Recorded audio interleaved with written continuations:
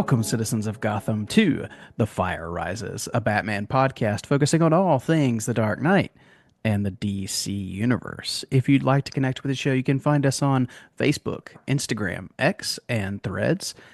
Just look us up, tfrbatpod. And if you have thoughts, questions, comments, or even suggestions for future episodes of the show, just shoot us emails. You can send those to tfrbatpod@gmail.com. My name is Eric Carter, and I am your host. And I am joined, as always, by my buddy, my co host, Joe Fornerado. Joe, welcome back, my friend. How are you today? I'm good, Eric. What's going on? Oh, not much. We are in our second month of the year, which of course means we're coming up on the holiday that I do not celebrate and acknowledge. You're very But adamant on your non-acknowledgement of this holiday. yeah, well, I have to say it every year because yeah, it's not one. And luckily, again, one my wife doesn't care about either, so I'm in good company there. Um, but yeah, so we've got a little bit of an anniversary today, and there's a lot of things that I didn't know about this story with Joe, and he didn't know apparently about me until we were talking about it beforehand. But we're going to get into that. But before we get there, of course, we do have to acknowledge our partner sponsor in Organic Price Books. If you guys are looking for a way to buy the collected editions that you love, you know they're expensive. So if you want to save a little bit, go check out Organic Price Books. You can find them in the link of the description of this podcast. Go there, use our promo codes. The first is TFRBatPod, and that'll get you $2 off of any order. And our second, TFR Bat Pod, ship it together to save you 5% off any order of 3 or more books. They're a small business dedicated to bringing you savings on the collected editions, hardcovers, omnibus, absolutes, things you love. So go check them out. Support this show as you do so and save yourself some money.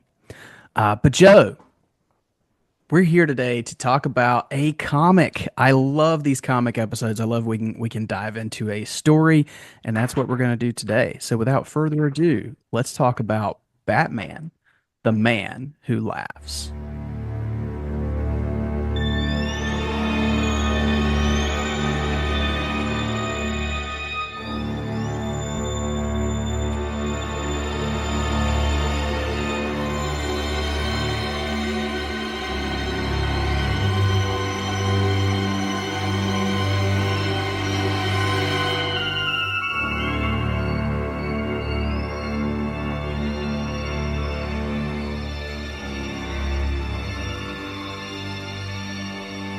All right, Joe. So Batman, the Man Who Laughs, was released as a one-shot prestige format comic book in February of 2005. So it is officially 20 years old this year.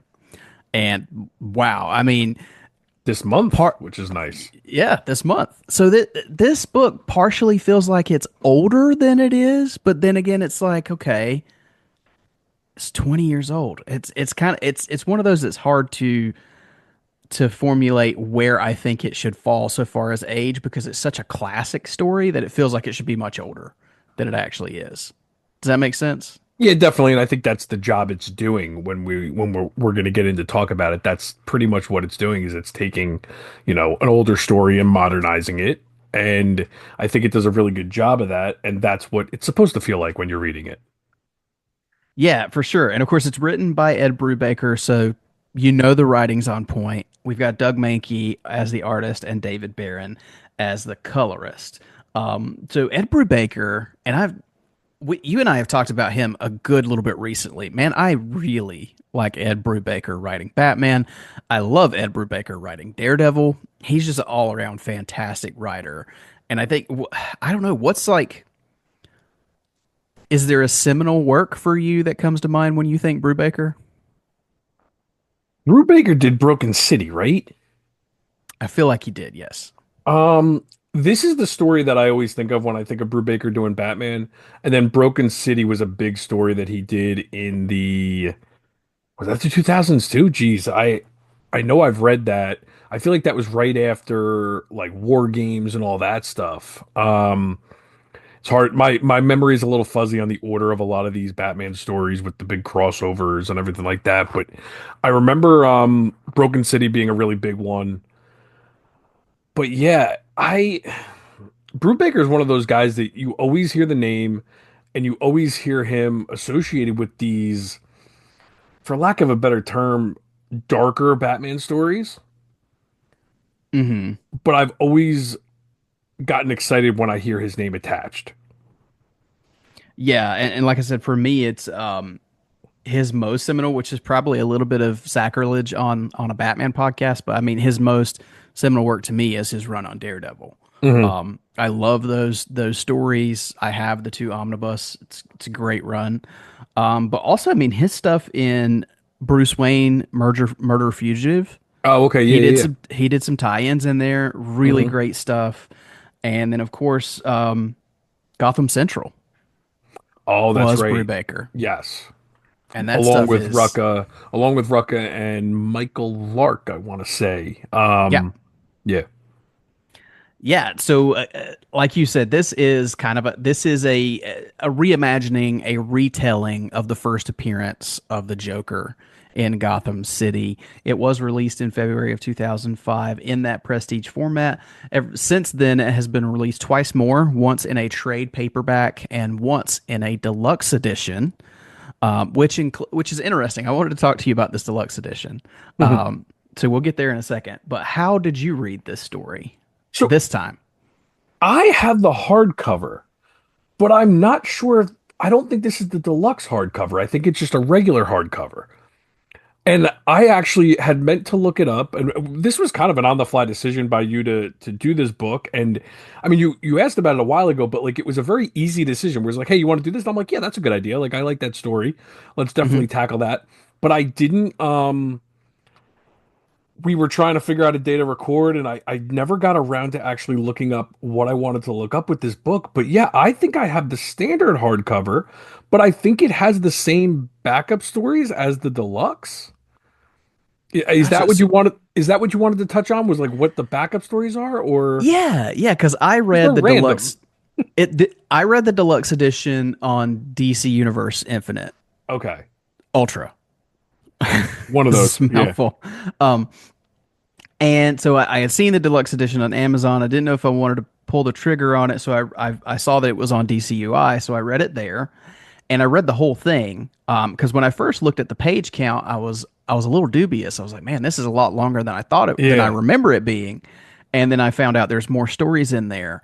Some of them, like one of the stories, makes a little sense, but the Green Lantern Alan Scott story that's included in the deluxe edition makes no sense to me whatsoever. It has nothing to do with the Joker. I don't understand why it's there. So what's the other story? Because there's only two. Now that I'm looking at my edition, Yeah, I the other one is I think it's from Gotham Noir. okay, because I have the Green Lantern one. Hmm. I do not have the one you're talking about. Yeah, so I can't remember exactly what it is because it's been a It's little called over a Made week of since I've read Wood. it now. Made of Wood Yes, is the Green Lantern is one. the And Green yes, I Lantern one. remember reading that saying, "Huh, that's interesting." And I guess they just kind of threw in another Brubaker Manx story. Is that what the That's deal what I was? that's what I assume Just because to it has pad the edition a little bit? I'm assuming because it has nothing to do with the story at all. Yeah. So yeah, I don't know. But yeah, so it's been released a few times. Um and I don't know. I for some reason I don't own this one, but it's one that after this reread now cuz it's been a long time since I've read it. Hmm. For clarity, so you had asked before we started recording, you thought I had never read this. Yeah. I had read this.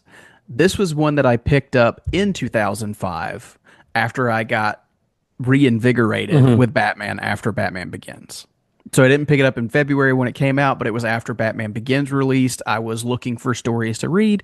This one was a fresh one that was on my comic book store shelf. So you said, but what did you have the original?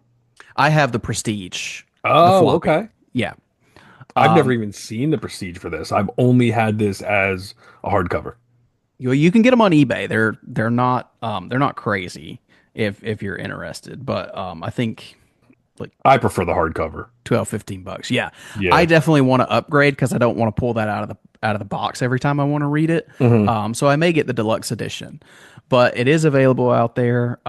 Again, I read it once in 2005, and then the second time I read it was last week to do this episode. Wow. Okay. Yeah, so it's been 20 years since, or roughly 20 years since I've read it. So what about you? When was the first time that you read this? I would say the first time I read it was probably like you when I first got back into reading comics, which was around same 2005. When I had just kind of, I think I've mentioned it before. I did something, pretty simple. I went on IGN or Googled like top Batman graphic novels to read, and I would just pick out certain ones. And that's how I got, Year One, Long Halloween, Dark Victory, Hush. And this was probably one of those. I don't remember, when I purchased it, to be honest. Like, I would assume it was around 2005. It might have been a little later because I don't remember. Um, I don't know how I felt about Batman Begins with the, poisoning the reservoir. I don't remember that being a thing for me, like saying, oh, they must have taken it from this, which we can get into when we get into the story. But I do remember reading it and not knowing anything about the backup and being confused when I got to the backup because I assumed I was still reading like a continued story. Mm, And then it kind of just went into that Green Lantern thing. And I haven't read the Green Lantern story in a long time. I only just read the Man Who Laughs. So I've probably read this at least 4 or 5 times over the years because I like putting this in with it's like a modern year one, year two Batman where it's I like year one, mhm. this, and then Monster Men and Mad Monk because I want to say Monster Men talks about this in it. There's like a panel that mentions the Joker, if I remember correctly. Y- yes, I believe you're right. I'd I have could to have go the back and order look. wrong, but I'm pretty sure that's how it goes. I do know from what I've read in the continuity, it's supposed to pick up directly after year one, Hmm. which kind of sort of makes sense because it also falls in with after the Red Hood incident. Yes. Um, and then so the beginning is tied into the end of Batman and the Mad Monk because the beginning of this story is in the warehouse with the twisted, jokerized bodies, and that warehouse is at the end of Batman and the Mad Monk. Oh, okay. So I do have it wrong then. So it goes, that's what I'm remembering then. So it goes year one, and then Monster Man, Mad Monk, and then the end of Mad Monk goes right into this. That was the point. Yes, Okay. yeah, and then if you remember, in the New 52, in Death of the Family, since we just got Yes. these absolute editions, they refer back to this throughout Death of the Family Yes. because They Joker's meet right on. reenacting. They meet right at Yeah, the reservoir. They do a lot of nods to this and that. Yes, that I yeah. remember. So technically, this book is in continuity with the New 52 as well, which is fun because that's, I think, between you and I, that's probably our favorite version of Batman. Yeah, and you can. That's one thing that I think Snyder. And again, we'll go on a Snyder tangent here, of course, because it's me and you talking about comics. Um, I always liked that you can essentially plug in Zero Year, um, and kind of make it work with this story and with Year One if you wanted to. It's tough, but you can kind of make it work. Yeah, yeah, you absolutely can. And I do apologize to anyone who hears dogs in the background. I don't hear it, so This you're good. the scheduling with working from home, it just kind of happens. So, or from podcasting from home. So again, as we just talked about, the story starts in this warehouse where we've got these dead bodies, and they've got the chalk white skin, the hair, the big rictus grin, and we've got Batman and Gordon and Batman pledging to find the killer. Um, we go into a lot of things that I feel like are very influential on The Dark Knight, the movie, from there, because we get the TV threats. We get Joker threatening the city on the TV, telling the citizens of Gotham that someone will die. And we get the reporter at Arkham actually dying on screen, and then the Hmm. Joker letting us know that someone will die. I think at midnight, correct? It's going to be Yes, Claridge. it's at midnight. And again, you could say like this influenced The Dark Knight. I would argue Batman number one could have influenced it. I mean, this book takes influences from numerous classic Batman stories Yeah, very true, very true. And I think the connection I was just thinking is because I knew that this book came out, right you around the know, time.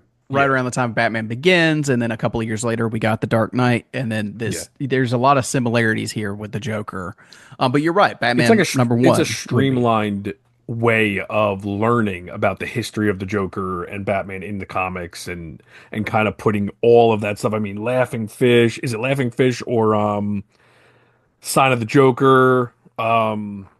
I want to one of those or Five Way Revenge is the one where he's doing the midnight stuff because I want to say it's Laughing Fish, right?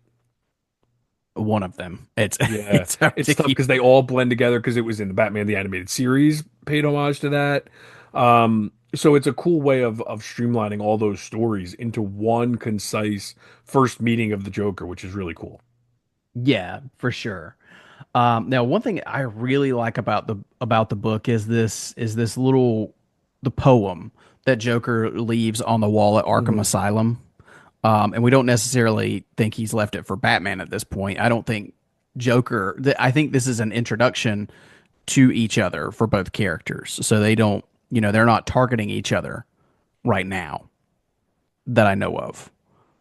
Which Joker could be targeting Batman because of the whole Red Hood The thing. Red But Hood thing is the yeah, reason I thought, but there's not that love for the character yes, yet, right. where I think he's getting there because of the whole Yeah. Red Hood thing. Yeah, but the poem that Joker has written on the cell wall here in Arkham is one by one they'll hear my call, then this wicked town will follow my fall. And at first when I read that I was like I remember thinking, "What? This doesn't feel like a Joker thing to do. Like it Mhm. feels like a Riddler thing. Like it feels like a riddle." But it's a classic Joker thing, Yes. Yes. more so than And a I'll modern Joker thing.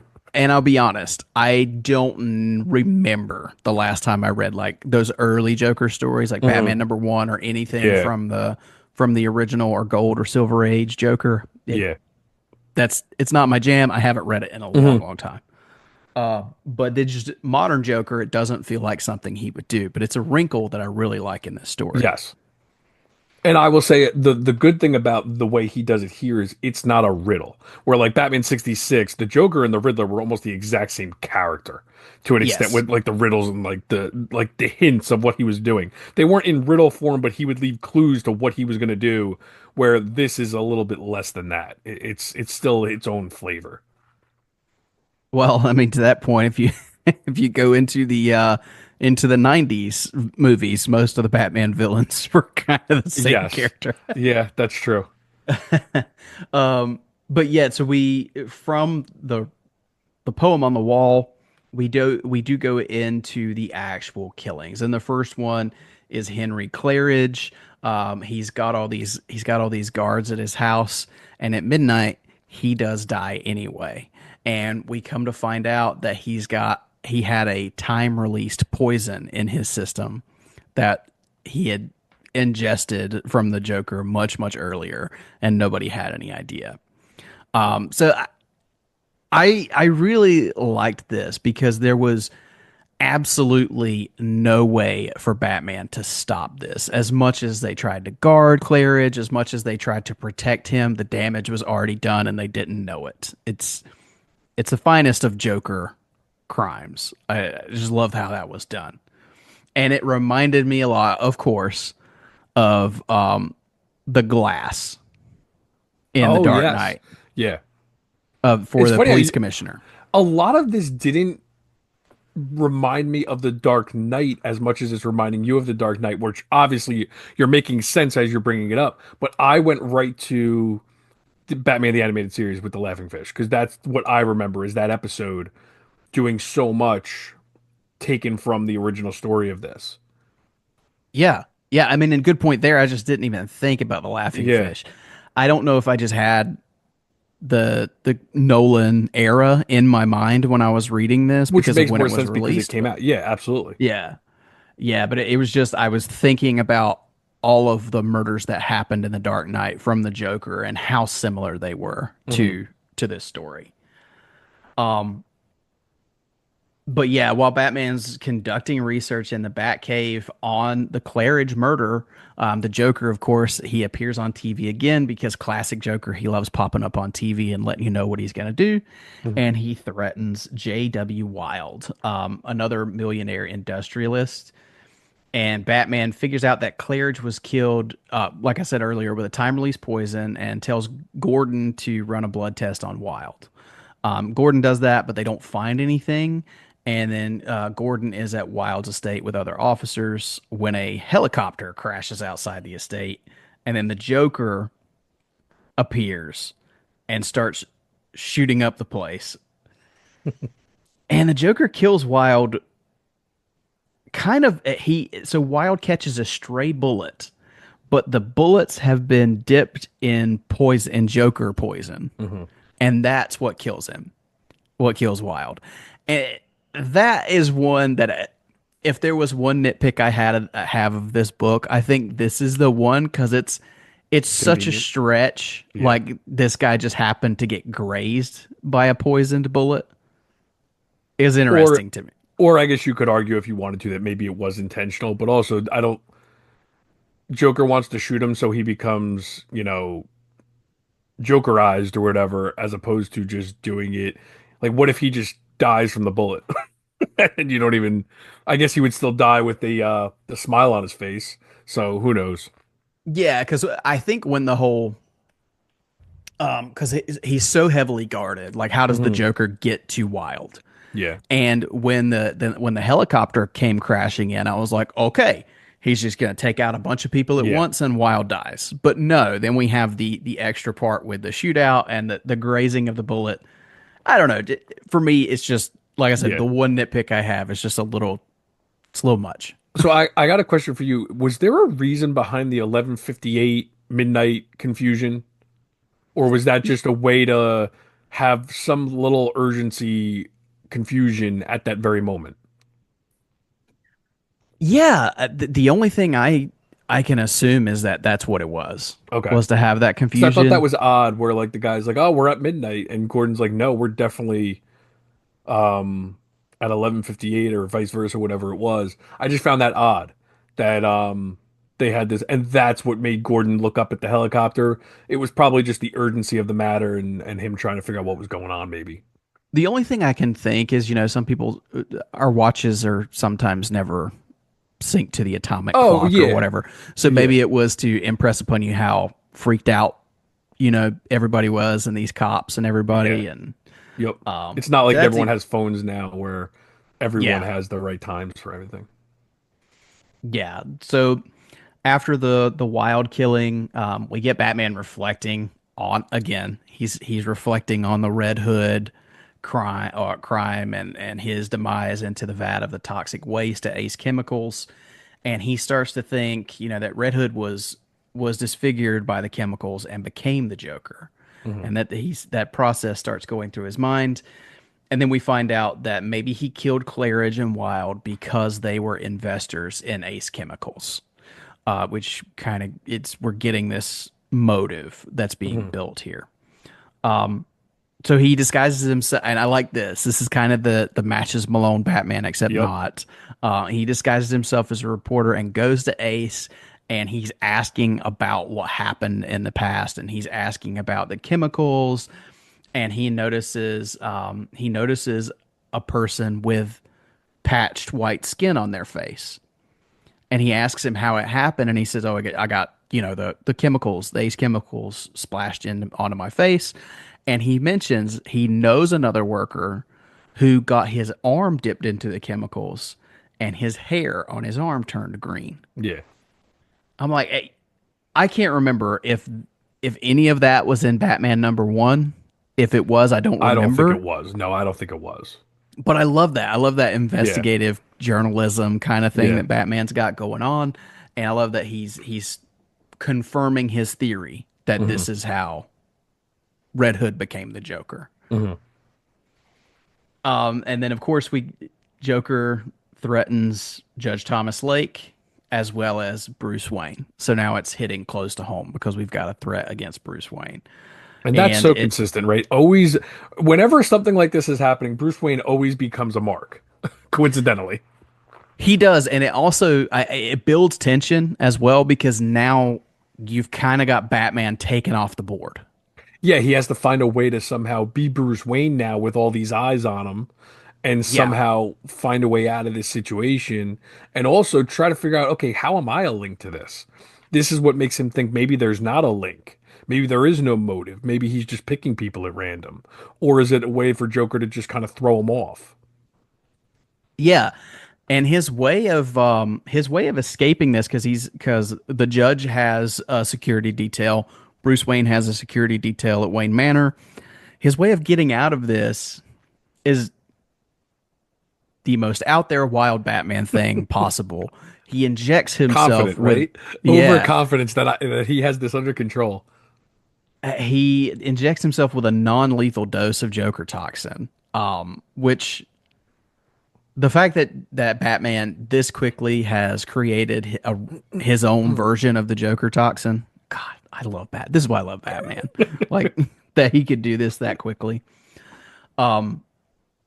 And of course, so that he has to go to the hospital at this point because he is. So they load him into an ambulance with Alfred, and Alfred administers a drug to slow his heart rate. Hmm.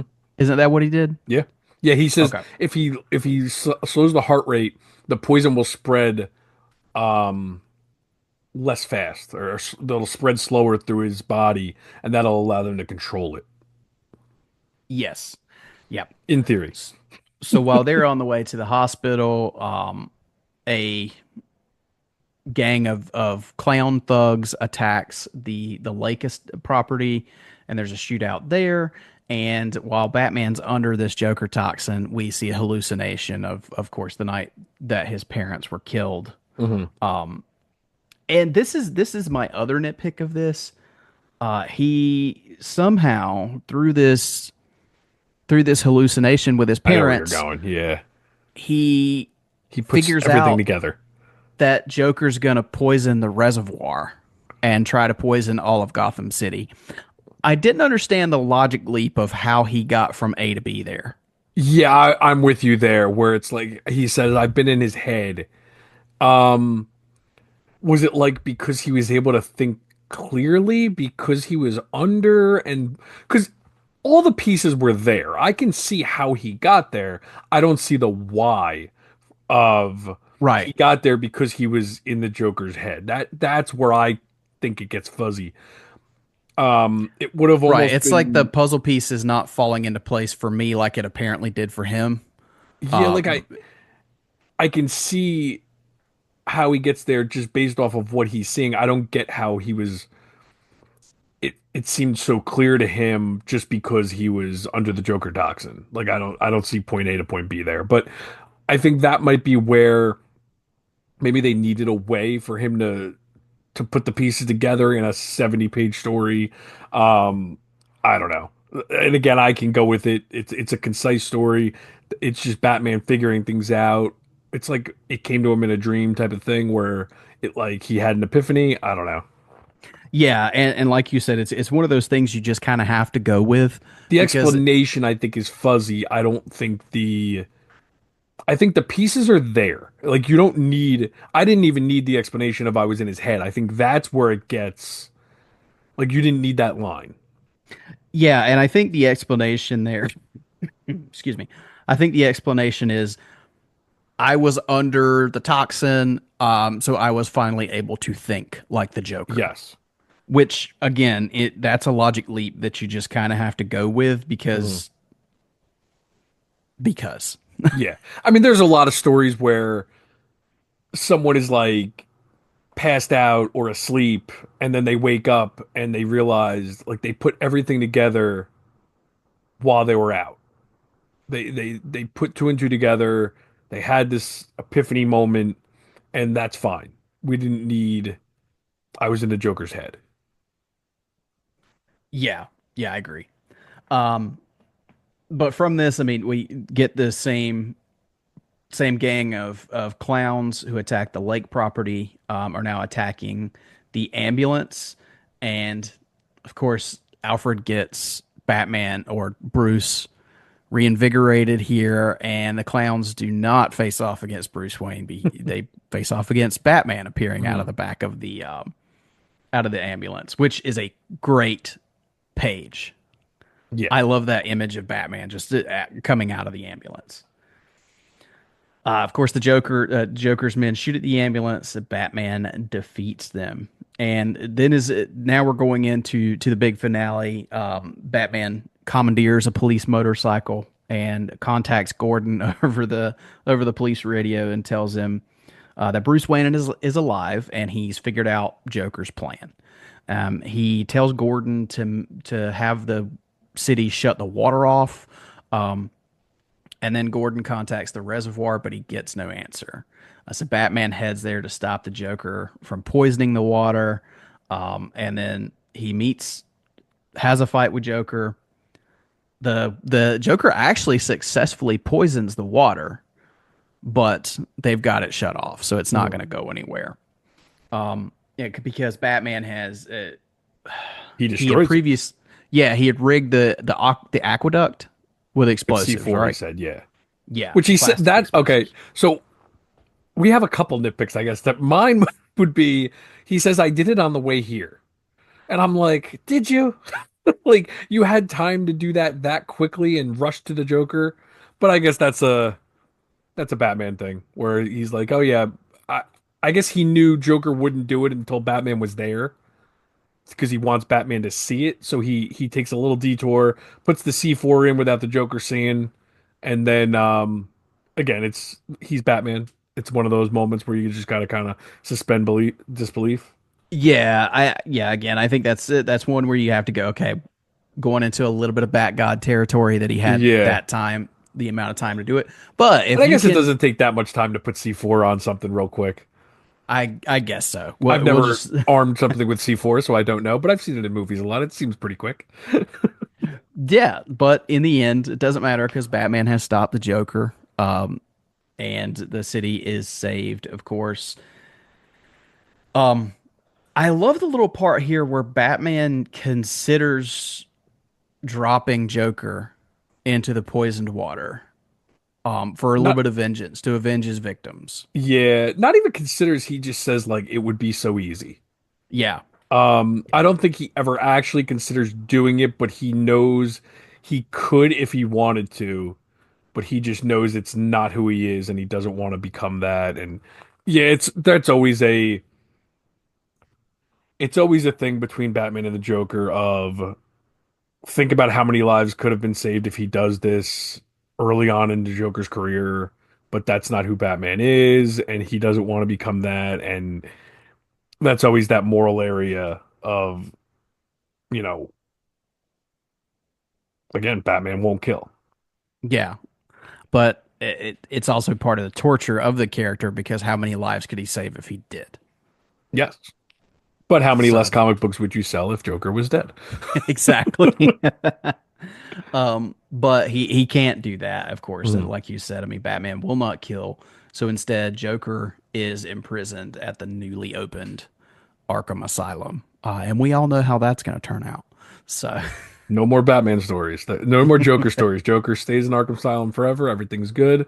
And that was exactly. another cool thing where we get like kind of the origin of Arkham Asylum real quick in this book of Jeremiah becoming mad and being, stuck in there. And now we have the new Hmm. Arkham Asylum, which is a cool, again, they put a lot of cool little nods in a quick story.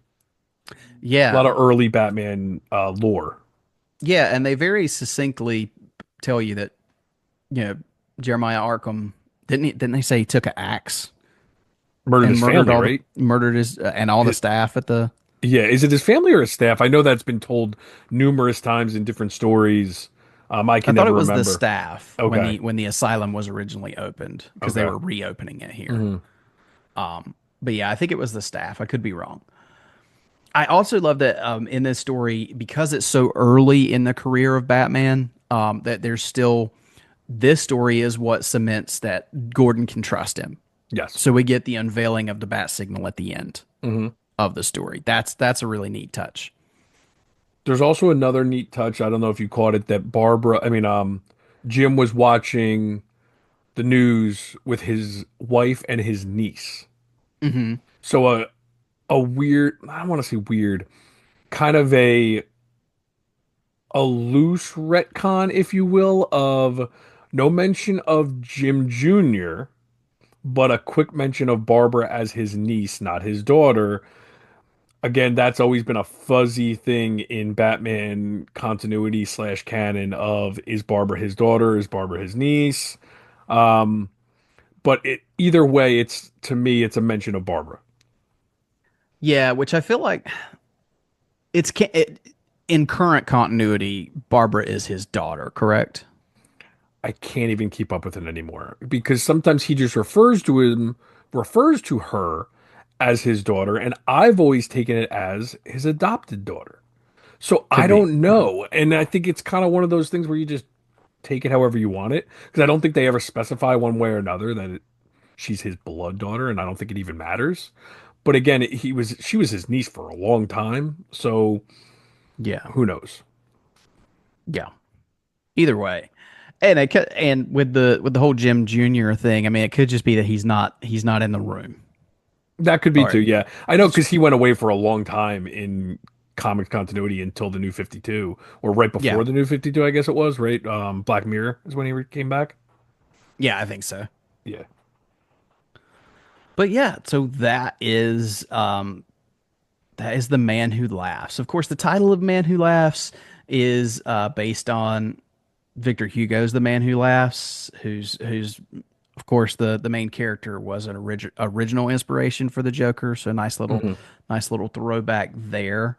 Um, but this one, I mean, it's very popular. It's a very sought after book. It ends up on a lot of top 25 lists for Batman stories. I don't know where I would rank it. I don't know. I don't know if it would be in in my top 25 or whatever. I haven't put that much thought into it. I really like the story. But again, it's one of those that I hadn't read in 20 years. So it's not one Yeah. of these that I read often. And Um I'm surprised you haven't read it more just because like you said a lot of the classic stories aren't really your bag. I think that's why I read this a lot is because it packs all that stuff into one concise Joker story. And there weren't up until and I might get crap for this, but up until Snyder started writing the Joker stuff, there weren't a lot of quick one-off Joker stories that you could read other than the classics. So to me, I really appreciated this story for that. It was a Joker first meeting with Batman, which at the time, yeah, I feel like now that's all we get is first meetings with the Joker. yeah. Where at the time, though, this was a cool way of getting that and getting some, you know, nods to the classic stuff.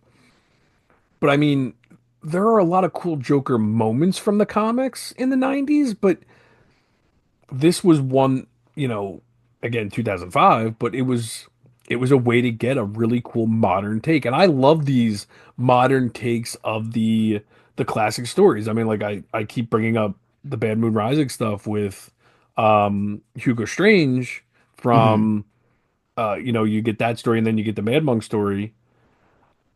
Um they're the same thing. They're all modern stories of these classic early Batman stories from the 30s and the 40s.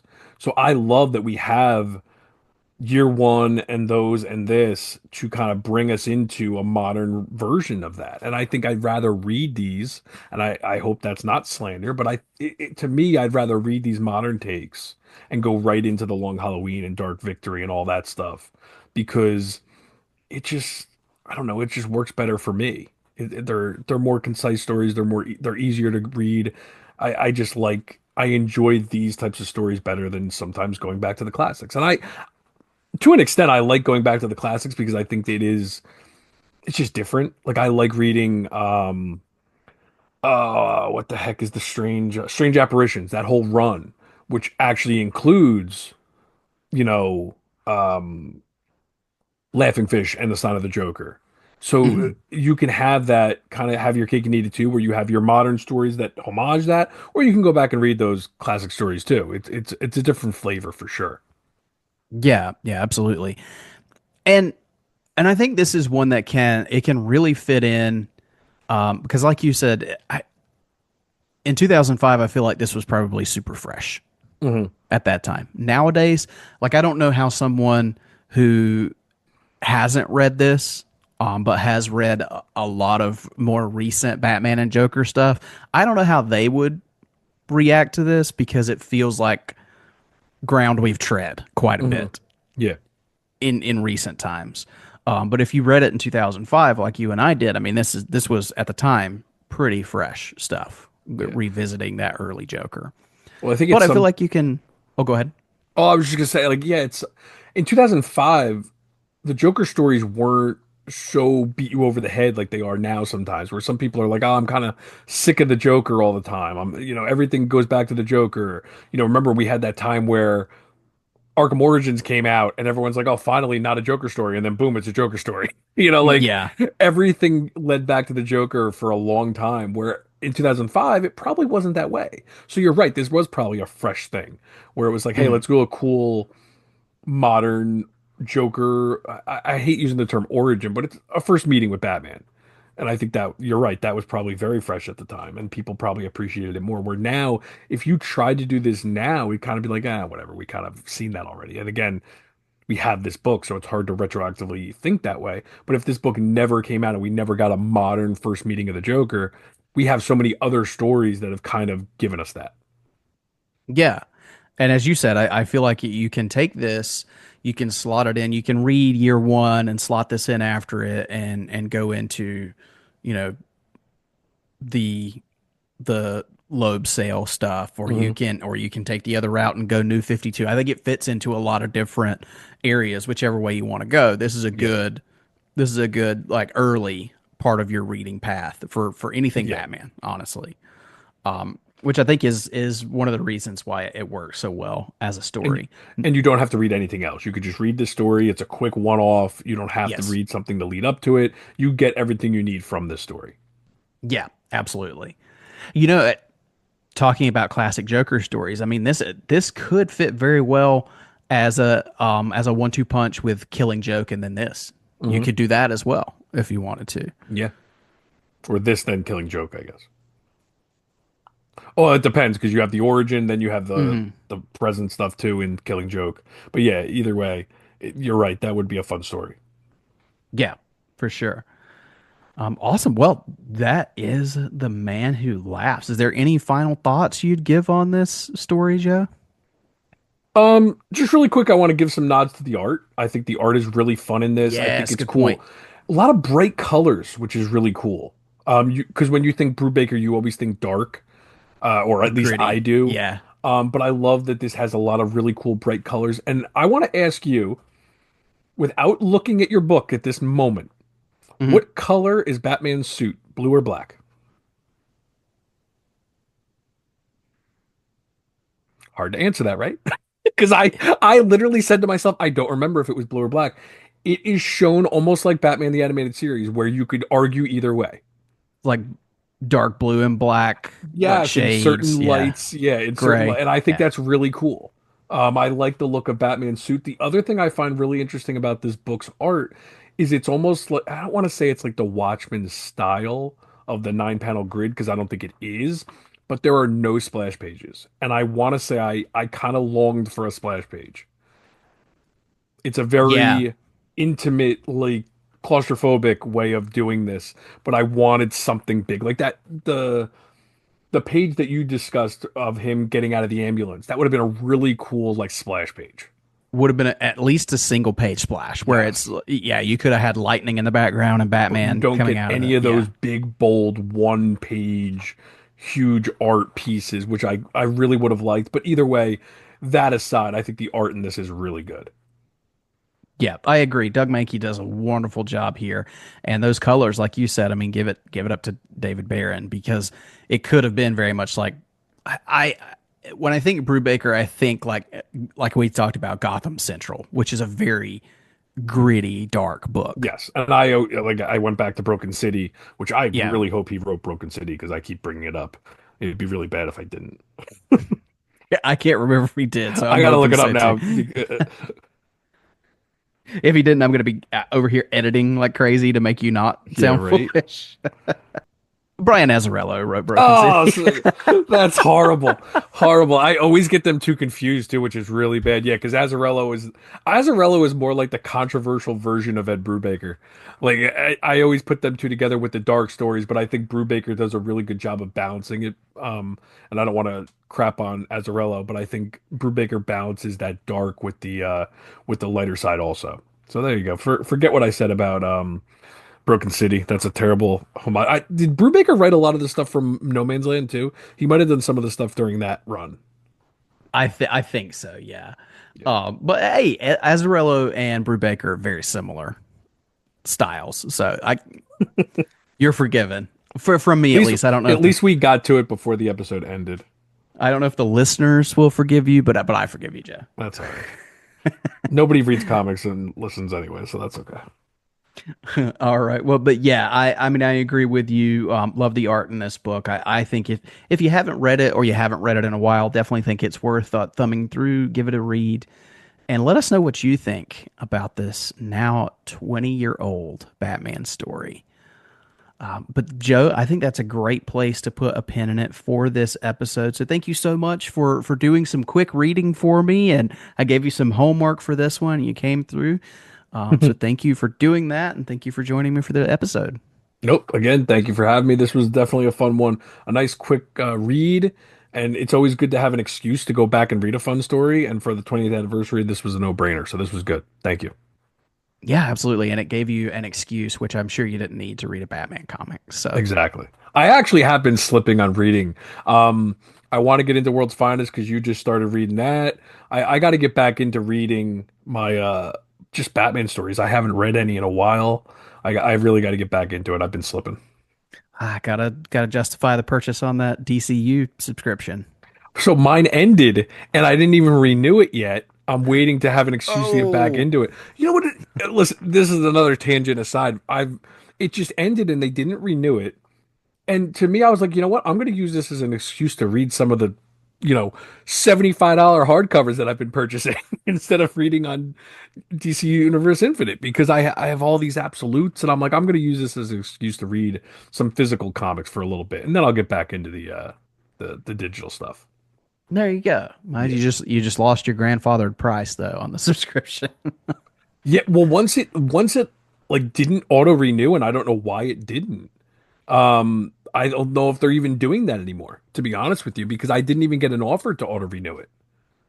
Mine did, which mine's through Apple, so it did Okay. automatically renew. But I don't know. I would check into that though. Yeah. But let's not bore the listeners with our subscriptions.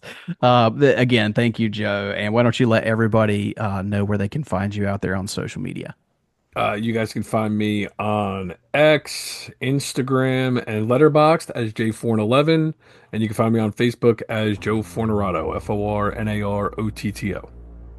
Excellent. As for myself, you can find my personal accounts on Instagram, X, and Threads, and Letterboxd. That's me Carter89, me Carter89. The show can be found on Facebook, Instagram, X, and Threads at tfrbatpod. Again, if you have thoughts or questions or anything like that, just send those emails to tfrbatpod@gmail.com. We will read those on the show. If you're looking for a way to support the show, the best and easiest way to do that is to leave us a rating and review on whatever podcast platform you listen on. If you leave us a written review on Apple Podcasts, we will read those on the show. If you're looking for another way to support this show, we don't ask that you spend a dime on this show. But if you'd like to, you can go to redbubble.com Search Shop TFR and find our logos on all kinds of merch there. And our logos, of course, were created by Justin Kowalski.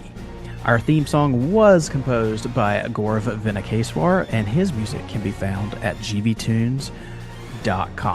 Make sure you use the link in the description of this show. Go to Organic Price Books, save yourself some money on those awesome collected editions, and support this show as you do so.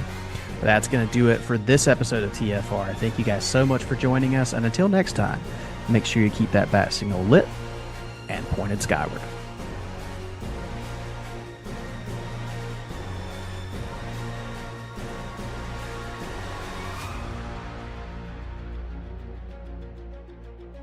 Batman was created by Bill Finger and Bob Kane and is the sole property of Warner Bros. Discovery.